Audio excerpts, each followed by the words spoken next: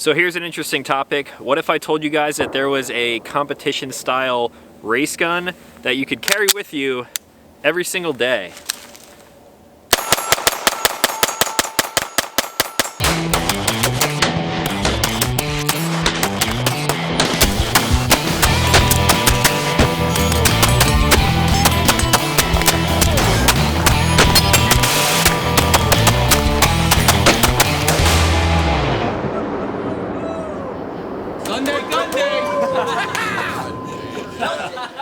What's going on, everybody? This is Talon Sai and you are watching Sunday GUNDAY. I hope you're all having a great Sunday so far. Today we're taking a look at a gun from a company known as Bul Armory, and they are a privately owned Israeli handgun manufacturer best known for their Bul M5, which is essentially an M1911 clone. They were founded back in 1990, and since then they have grown their offerings into quite a large line of pistols. Whenever I think of Bul, I typically associate them with the 2011 style race guns. However, we are not going to be shooting any race guns today. Instead, we are taking a look at their version of the perfect carry gun, which happens to be the SAS2 Viper.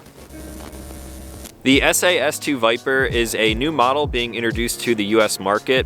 It's a 2011 style gun, making it a double stack 9mm with a two-part aluminum and polymer frame. On top is a green fiber optic front post coupled with a shield RMSC red dot, which has a dovetail cut into the rear. Below that, you'll find a 3¼ inch fluted one-piece single port compensated barrel, serrations all over the place, and some pretty standard controls. The mag release and safety are a bit extended and everything seems pretty easy to reach. There is also a Picatinny rail, which on a gun this size, so close to the trigger guard, it won't fit much, but it is there. The Viper also shipped with 3 metal mags. They have some nice base plates on the bottom and they give you a capacity of 19+1. Now, we're not wasting any time today. This thing is packed full of features and there's probably going to be a lot to talk about, so we're gonna get right into this first mag impression. 19 rounds loaded up, 115 grain Fiocchi. This thing feels really smooth just with a first hands-on, but we'll see how it shoots now.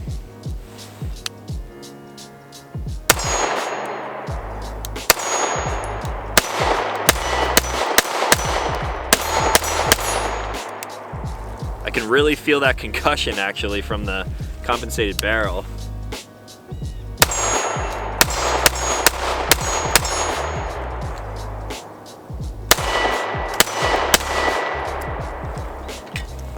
This is gonna be another fun one today. Alright guys, back for my first mag impression with this Viper. The first thing that I obviously noticed was the compensator, but there's a ton of stuff to talk about other than just that. So I'm gonna start from the top down. As far as the sighting system goes here, you do have a green fiber optic front post coupled with an RMSC. You'll notice that there is no rear dovetail on here except for the dovetail cut into the optic. I touched on the shield RMSC a few videos back when I had one of these mounted up to another gun, and since this thing keeps popping up in videos, maybe in the future this is something that I will bring you guys a full dedicated video on, but for the most part my feelings are sort of the same. It seems like a really good optic. I like the RMSC as opposed to the RMS. If I'm going for a more full-size miniature red dot optic, I'm going to opt for a Trijicon RMR, but for a compact micro red dot, something like this is basically the best option out there. I actually like that they went with the RMSC for this one because as you can see here, it fits almost perfectly flush with the slide on this gun. If they were to mount something up like an RMR or even the regular RMS on here, it's going to hang off the sides. So with the RMSC, you get a little bit smaller of a window. This one happens to be the 4 MOA dot, I believe. And I really don't have any complaints on this. I've been getting a lot of questions recently about co-witnessing iron sights with a red dot optic and things like that. And I honestly believe that red dots similar to this are going to be the future of sights on pistols. You've already seen their increasing popularity over the past couple of years, and there are still going to be people stuck in the old ways. However, I think these are going to explode even more than you've already seen in the next couple of years. Now, when it comes to the front post on here, I will try shooting with that a little bit later on because there is no co-witness with this. The dot is really low, and if I line up the front post with that rear cutout on the RMSC, the dot seems to be a lot lower. We'll cross that bridge when we get to it though. Now let's talk about this compensator for a second. Even during that first mag there, I had to stop and kind of let you guys know, I was like, I really feel the blast coming out of this. I haven't shot a compensated gun like this probably since my Zev video. That was more of a full-size gun, had a different break on the end, obviously. This is all one piece. This thing is machined right into that fluted barrel there. Fit and finish on it feels great. The first thing I noticed was definitely that blast, even though the gun is pretty far out in front of me, but at the same time, this thing is tracking extremely flat, smooth, fast. You guys just saw the first 19 rounds that I put through there, and I already found myself wanting to shoot this thing very quickly. The actual action on this slide is very smooth, and I'm sure there's going to be a lot of people asking me to compare this to things like the STI Staccato P, or maybe even the Staccato C that I recently reviewed. And that comparison is pretty interesting, so I will save that until after I shoot this a little bit more. Now the serrations are great all over this thing. You can pull from the front, get some press checks going on. So far it seems like there is no break-in period, although the tolerances on here feel very, very nice. On the back here, the hammer is skeletonized, which is a nice touch. It's not only skeletonized the way you guys are looking at it right now, but also from the rear here. It's cut right down the middle. Very easy to manipulate. And while we're back here, you'll notice that the safety is only found on the left side of the pistol here. Works fine for me as a right-handed shooter. I can actuate that with my thumb very easily. And then you also have the grip safety here, which means you're not going to be able to fire this thing without having a firm, positive grip on there. The trigger, typically I save my thoughts on that till the end, but first and foremost, I'll tell you this thing feels phenomenal. I'm excited to shoot it some more. As far as its rail goes, like I mentioned early on, you're not going to be able to fit a whole lot on here. The only thing that I found that fits, that I have, it would be the Olight PL2 Valkyrie with a little slidey rail thing on it. Did a full video on that too. Not a huge fan of that light, so for the most part, I would be running this thing right as you see it here. Now for the frame, the rest of the controls, I can get up to the slide release very easily. The mag button, very positive, 19 round mags, slide right out of there. There's also some great base plates on here too, which is a nice touch. Now the top portion of this frame is aluminum, and then as you work your way down, this is where it turns into polymer. Now the grip texture on both the front and rear has some knurling on it, feels good. It might be a little bit less aggressive with some wider texturing on the side there. And it's getting pretty cold here today, so I will be able to see how that fares for cold weather. On the bottom, you have a little bit of a flared mag well. It's not something crazy like you'll find on their other race style guns, but this thing honestly feels like it was born from race guns. There are a lot of awesome features going on here, but what I want to do right now is put some more rounds downrange. So we'll do that and come back with some more final thoughts. Now before I get too involved with shooting this thing, I do want to see where this red dot is zeroed. I did it myself with a laser like I typically do from about 15 yards away maybe. From the first mag it seemed to be on, but what I'm really curious about is to see where these iron sights are going to line up. It's a little bit weird of a combo, so let's see if I can land some shots. I'm gonna start with a headshot here. Looks like it's a little low.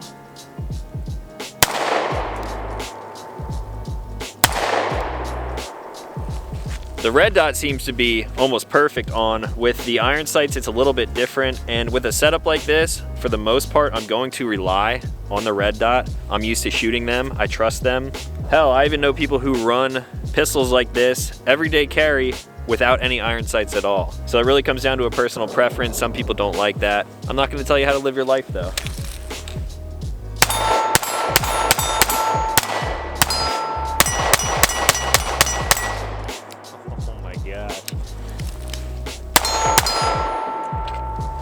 I'm gonna go through a lot of ammo today.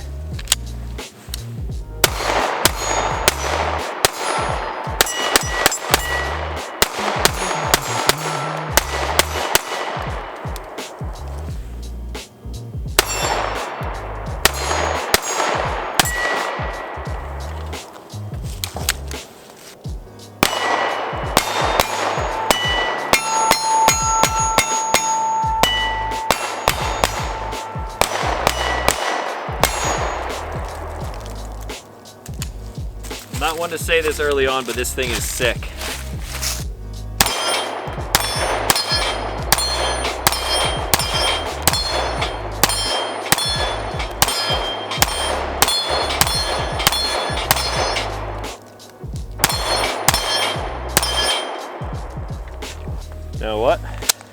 keep it going.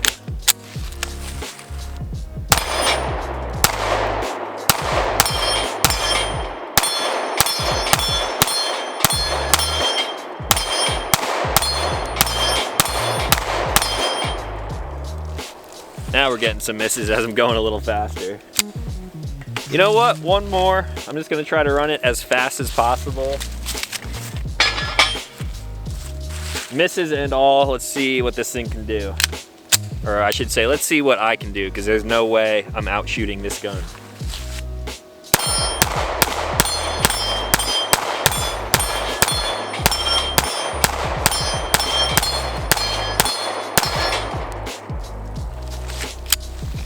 All right, definitely some misses in there. Most of those were hits though, and I was just hitting on the inside of the paddle, so it didn't have quite enough weight to swing them, but damn, this thing is sweet. Let's try a quick little drill now. Here I have my TA Targets hostage set up. It's a 2/3 ADAP target with the hostage swinger. We're gonna do one shot on the hostage. Hopefully it has enough power to swing to the other side. Another shot on the hostage from the opposite shoulder, and then 2 shots in the A zone. I really wish I had a holster so I could actually draw while doing this, but we'll just do it as is.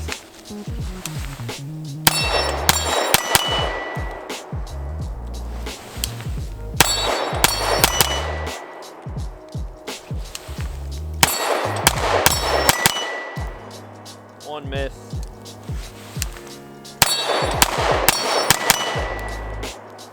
Two miss. And that's it.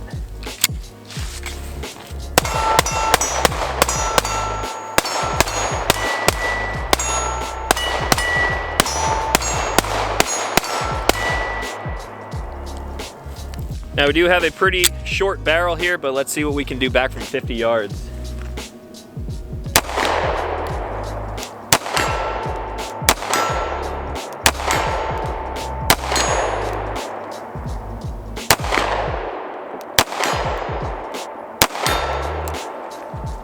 It's accurate and you can still shoot it pretty quickly.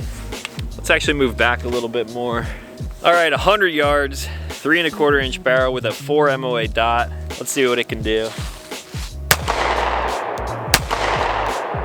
Holding a little too high actually.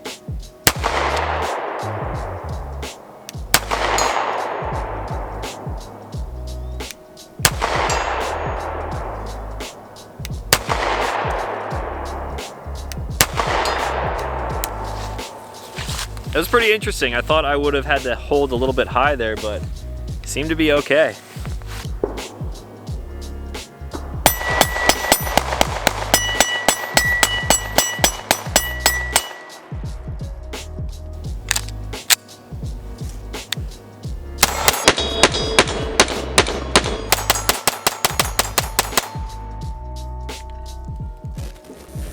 All right guys, I gotta call this one because I'm having so much fun shooting this thing that I'm gonna burn through all 1,000 rounds that I brought with me today, and I won't be able to film anything else.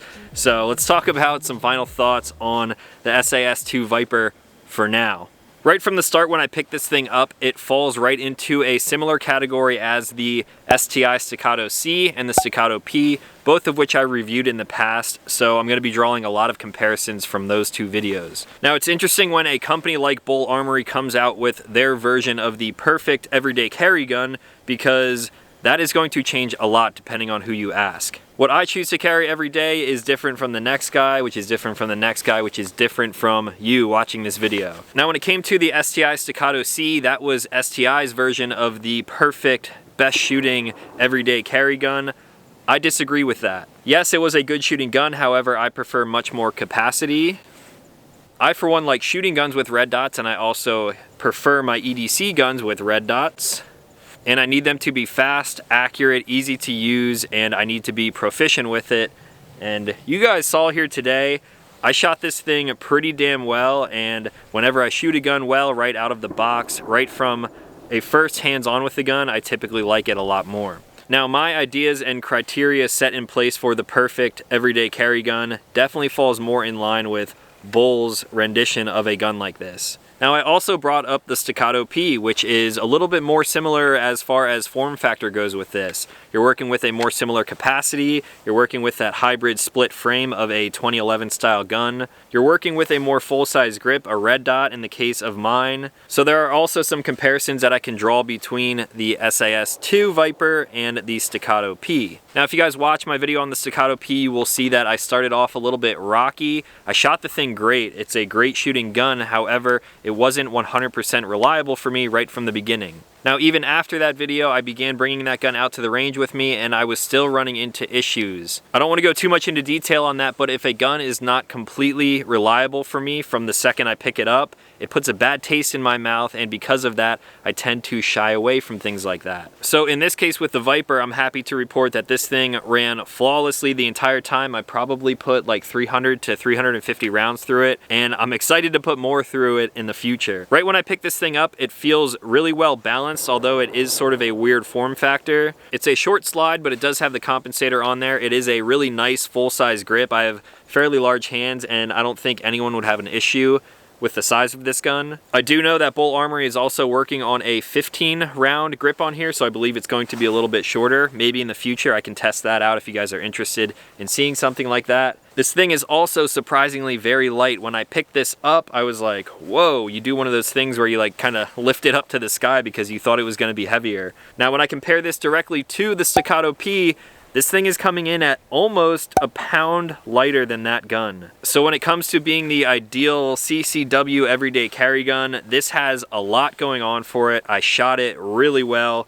Great features, great ergonomics, reliability is there. I'm definitely very, very pleased with this gun so far. And the trigger, we didn't even talk about that. The trigger, as you can imagine, is great. It makes me want to shoot this thing very fast. It allows me to shoot it very accurately. Here's a more close-up look at it. The tolerances are very good. There is not a whole lot of wiggle room in there. No complaints at all. Now if I pull this hammer back, you can see and feel the take up right to a very defined wall. It's a light trigger, probably about 3 to 3.5 pounds. Very crisp and clean break on there. The reset on here, slowly let out. Tactile, audible, I mean, it's exactly what you would expect out of a 1911, 2011 style gun. The only other thing that would have made my time out here with this gun even better would be a holster. And as far as the size go, you could definitely run it outside the waistband, but I think you could actually run this inside the waistband if you wanted to. So for me, I'm going to agree that this is one of the most ideal configurations for an everyday carry gun. That is, of course, if you are stuck on going with a hammer-fired gun with an external safety on the side here. I highly, highly doubt you are ever going to see me carrying this in any future videos, but I will absolutely be bringing it out to the range for some further testing because it's such a blast to shoot. Now, one more thing, I was comparing this a lot to the Staccato C and the Staccato P. Now, price. STIs are very expensive. You're getting a really great quality gun if you're going for something like the Staccato P, but you're going to be paying a premium at the same time. Upwards of $2,000 almost anywhere you look. Now this gun in its exact configuration with the RMSC, compensator, everything you see here, 3 metal mags included, it's coming in at an MSRP of a little over $1,800. From my experience so far today with the way this thing shoots, the way it feels, everything that it offers me, I think there is a ton of value here in this little gun, and I'm really excited to test it some more in the future. And I'm hoping this thing stays great in my eyes. I hope it remains reliable, and hopefully it's still fun to shoot 4 months down the road. So that's all that I have for today. If you guys have any questions on this thing, let me know in the comments down below. If you want to see a side-by-side comparison between this and some other guns in the future, that can absolutely happen. I feel like it's been a rare occurrence lately that I can come up here and shoot a video really quick because I shot the gun so well. I really don't have a whole lot of negative things to say about it, so I'm really stoked. This is a rare occurrence for me.